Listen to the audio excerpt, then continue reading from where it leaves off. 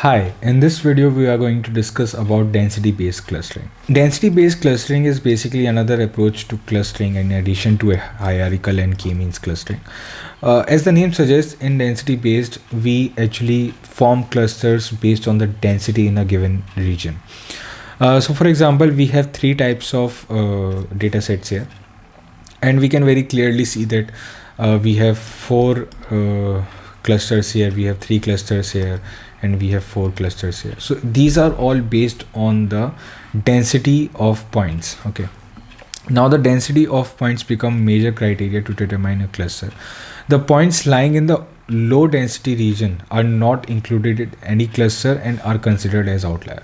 So for example, in this particular data set, these points which are not lying in any clusters are considered as outliers. Okay, and this is very unlike hierarchical clustering, because hierarchical clustering used to consider all the points even if they are outliers. They would consider all the points. Now to perform density based clustering, we have a very good algorithm named as density based spatial clustering of applications with noise. It's a very big name, and hence we use the small name as dbScan. dbScan is the algorithm that we used to perform a density based clustering. And what is the idea behind this algorithm is, if a point belongs to a cluster, it should be near a lot of other points belonging to the same cluster. So for example, we are having a lot of points in a cluster.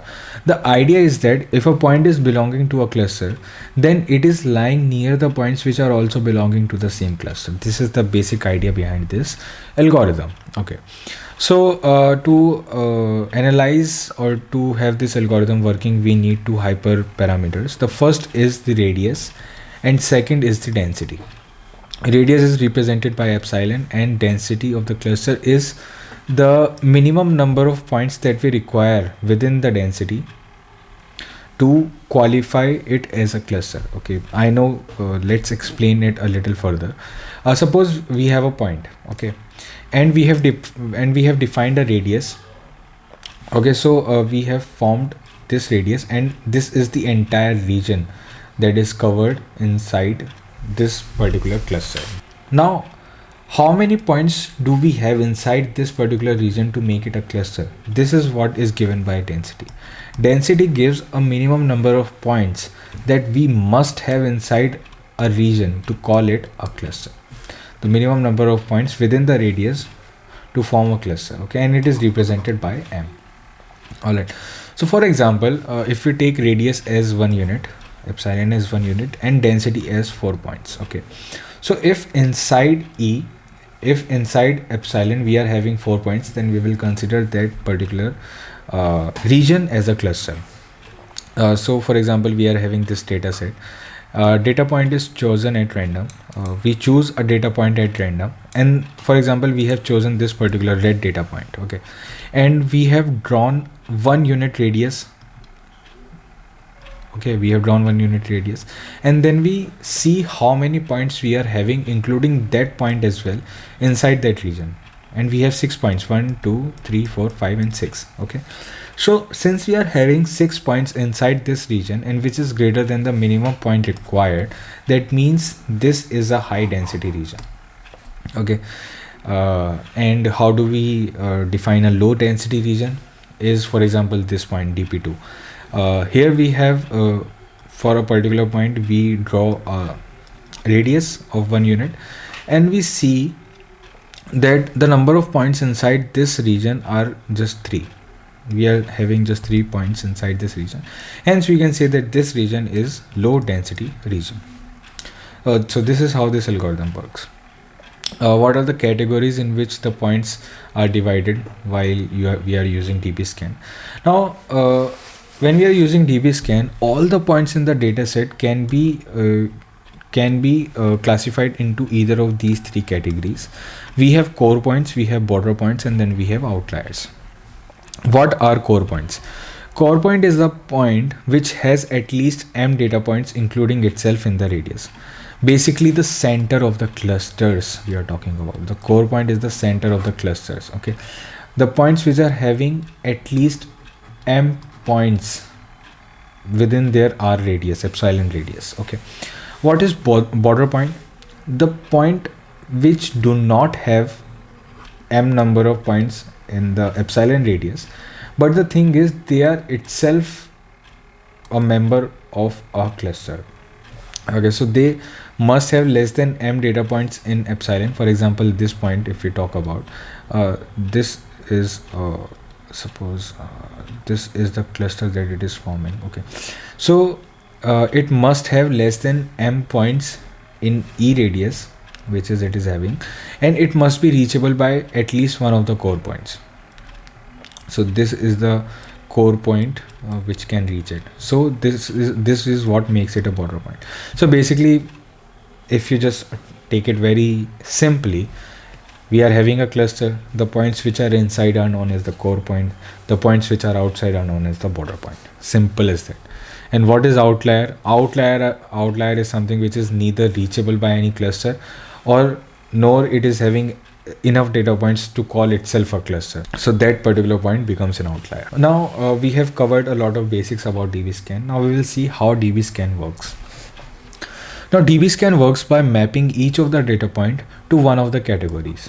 Okay, each of the data points will be mapped to one of the categories.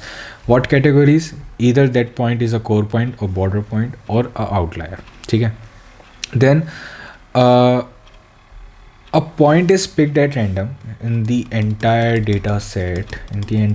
A point is picked at the random and checked if it is lying in a high density region. Okay. If the point is lying in a high density region, a point is lying in a high density region if it is a core point, right? If it is having at least m points in e radius, right? Remember that.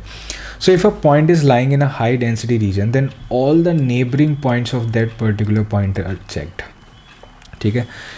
And then they can now either be core points or boundary points. Okay, since it is a core point itself, since it is lying in the high density region itself, then all the points in its neighborhood will either be core points or will be boundary points. If a neighbor point is a core point, then we check the neighbors of that new core point as well. So suppose we are having, and we check this, and it comes out to that this particular point is a core point itself. Hence we will check its neighbor as well.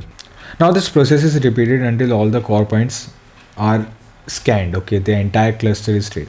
When there are no more core points left, the algorithm picks another undiscovered point at random and it repeats the process again and again. This is how it is done. So for example, we have this particular image showing that. Initially we had all these data points. Just do not just ignore these circles right now.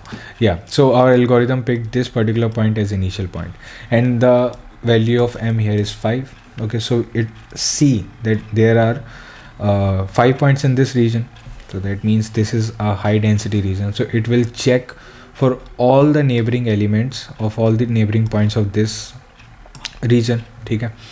Then it checked for this particular point, this particular point. Since the number of point for this points region will be less than m, so this will be considered as a border point. Now when the algorithm is going to look for this point, then there is another cluster that will be formed. Then it will look for this point and this point as well. When the algorithm will look for this point, it will see that there is another high density region that is forming here. So it will look for all the points as well. So that is how this process keeps on repeating until all the points in the region has been scanned. And once all the point of the region has been traced, then the algorithm picks another undiscovered point at random. For example, then it picks this point. Okay, then it will form clusters here as well. And this will keep on repeating until all the points are classified into either of 3 categories. The last thing that we have to talk about in DBSCAN is reachability. Now there are 2 types of reachability. One is direct density reachable and other is density reachable. Direct density reachable is the situation when a point is in direct contact with a core point. Okay, when a point is in a direct contact with a core point, for example, point B lies in the direct circle of A. And density reachable is that when a point is not in direct contact with a particular point, but it is reachable through clusters. Okay.